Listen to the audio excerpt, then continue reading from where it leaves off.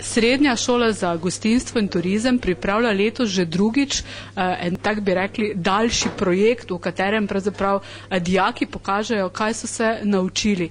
Lansko leto ste presenetili s čokolado, letos ste se odločili za ribe. Zakaj?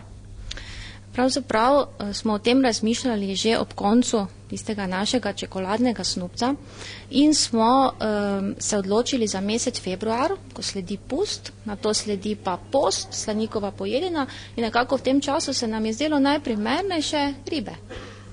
V tem projektu sodelujejo dijaki katerih letnikov in kaj vse so pravzaprav oni počeli? Ni, kar ne bi počeli.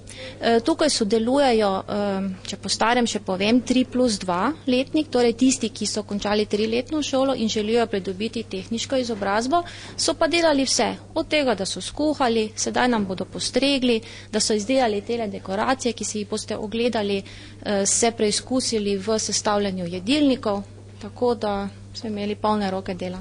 Kako ste izbirali jedi? Jedi smo izbirali tako, da so najprej imeli dijaki čas za razmislek. Na to so se o svojih predlogih pomenili z mentorjem kuharstva, gospodom Polancem in skupaj izdelali končno verzijo. Je sicer med vašimi dijaki veliko takih, ki imajo radi ribe ali ne? Mislim, da noben imel nobene pripombe. Kaj takšen projekt za vašo šolo pravzaprav pomeni oziroma za tiste, ki naj bi še prišli na to šolo? To je samo eden izmed projektov, ki tečejo na naši šoli, vedno se pa odločimo, da enega prikažemo širši javnosti. Drugače bi bilo preveč naporno za organizacijo, za vse skupaj. Pokažemo tiste, ki so se odločili za najboljšega, tako rečejo. Skrbimo, da se razredi enakopravno izmenjajo in ponosni smo na naše učence, ker vidimo, da so zares dobri, uživajo, veseli so, ko to delajo. Računate, da bo v letošnjem oziroma v naslednjem šolskem letu na vaši šoli še več kuharjev, natakarjev in dijakov v novih programih, ki jih imate? Vsekakor se zavedamo, da še vedno cenjen poklic kuharstva.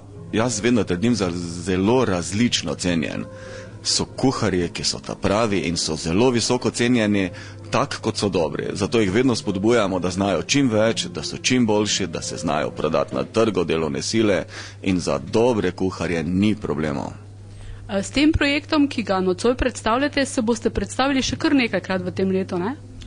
Ja, najprej je bilo načrto enkrat ali dvakrat, tako je bilo potrebno 3-krat, zdaj je že v igri 4-tič, zato ker ljudje želijo poskusiti, videti. Maribor je prevelik, mi smo pa premali z našimi prostori, tako da smo zelo veseli, da je odziv ta pravi. Danes ste prav posebej lepo oblečeni. Zakaj? Ribičeva skrivnost je danes posebnost današnje večerje. Zato smo oblečeni kakor vrsto mornarsko, ker ribič tudi išče svoj recept, da bi sestavil to večerjo. V kuhinji je danes precejšnja gneča, predvsem je tu veliko fantov, mislim, da imate samo eno dekle. Kako to? A ste v letniku sami fanti ali ste tisti, ki ste bolj pogumni? Ja, v letniku smo večinoma sami fantje, ampak tudi dekleta pa se bodo izkazala v strežbi toliko bolj. Kaj je bilo najhujše oziroma najtežje pripraviti? Ja, največ dela so nam nekako povzročili sipi in rezanci, katere smo že morali včeraj si pripraviti, zato ker bi nam danes vzeli preveč časa. Ne? V kuhinji poleg številnih fantov je pravzaprav eno samo dekle. Kako to? Ja, ne vem, malo spremembe pa malo drugače vzdušje, ne vem. Je težko delati s fanti? Ne, nič ne, se ful zabavam, tako da res fajn je.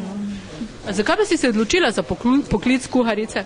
Ja, zaradi novih ljudi, pa zaradi vsega tega dela, načina, pa da tudi spoznaš nove jedi in tiste, kar še ne spoznaš.